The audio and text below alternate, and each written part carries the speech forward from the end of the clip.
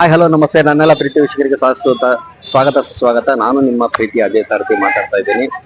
ಅದೇ ರೀ, ಇವತ್ತು ಬಂದಿರತಕ್ಕಂಥ ಉದ್ದೇಶ ಏನು ಅಂತ ಬ್ಯಾಕ್ ಗ್ರೌಂಡ್ ಅಲ್ಲಿ ಕಾಣಿಸ್ತಾ ಇದೆ. ಅದೇ ಕಾಂತಾರ ಸಿನಿಮಾ ಬಗ್ಗೆ ಮಾತಾಡಕ್ ಬಂದಿದ್ದೀವಿ.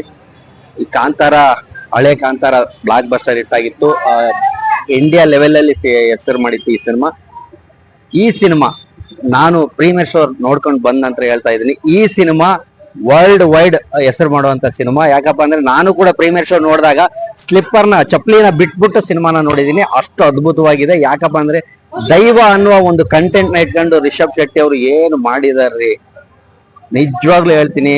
ನೀವು ಸೀಟ್ ಮೇಲೆ ಕುಂತಾಗ ಒಂದು ಕ್ಷಣ ಆಚೆ ಈಚೆನೂ ನೋಡಲ್ಲ, ಅಷ್ಟು ಚೆನ್ನಾಗಿ ಕಥೆನ ಕಟ್ಟಿದ್ದಾರೆ, ಚಿತ್ರಕಥೆನ ಕಟ್ಟಿದ್ದಾರೆ. ಸಂಭಾಷಣೆ ಕೂಡ ಅದರ ಸೀರಿಯಸ್ ನಡುವೆ ಒಂದು ಕಾಮಿಡಿ ದೃಶ್ಯಗಳನ್ನ ಕೂಡ ಅಷ್ಟೇ ಚೆನ್ನಾಗಿ ಮಾಡಿದ್ದಾರೆ. ಸೊ ಒಟ್ಟಾರೆಯಾಗಿ ಹೇಳ್ಬೇಕು ಅಂದ್ರೆ 10 to 10 ಮಾರ್ಕ್ಸ್ ಕೊಡ್ಬೋದು ಈ ಸಿನಿಮಾಗೆ. 10ಕ್ಕೆ 10 ಮಾರ್ಕ್ಸ್ ಕೊಡುವಂತ ಸಿನಿಮಾ ರಿಷಬ್ ಶೆಟ್ಟಿ ಅವರು ಕೊಟ್ಟಿದ್ದಾರೆ ಅಂತಾನೆ ಹೇಳ್ಬೇಕಾಗುತ್ತೆ. ಸೊ ದಯವಿಟ್ಟು ಎಲ್ರು ಕನ್ನಡ ಸಿನಿಮಾಗಳನ್ನ ಚಿತ್ರಮಂದಿರಕ್ಕೆ ಬಂದು ಸಿನಿಮಾನ ನೋಡಿ ಅನ್ನುವಂತ ನನ್ನ ಒಂದು ಕಳೆ. ಯಾಕಪ್ಪ ಅಂದ್ರೆ ಒಂದು ಒಳ್ಳೆ ಹಿಟ್ ಸಿನಿಮಾ ಬಂದಿದೆ ಅಂದಿದ ತಕ್ಷಣ ವಿಡಿಯೋ ಮಾಡೋದು, ಮೊಬೈಲ್ ಅಲ್ಲಿ ಬಿಡೋದು, ಇದನ್ನೆಲ್ಲ ಮಾಡ್ತಾರೆ. ದಯವಿಟ್ಟು ಇಂಥ ಒಳ್ಳೆ ಕಂಟೆಂಟ್ ಇರೋ ಸಿನಿಮಾನ ಮೊಬೈಲ್ಗಳಲ್ಲಿ ನೋಡಬೇಡಿ, ಥಿಯೇಟರ್ಗೆ ಬಂದು ಸಿನಿಮಾನ ನೋಡಿ ಅಂತ ಕೇಳ್ಕೊಳ್ತೀನಿ. ಒಳ್ಳೆ ಸಿನಿಮಾ ಗೆದ್ದಿದೆ ಆಲ್ರೆಡಿ.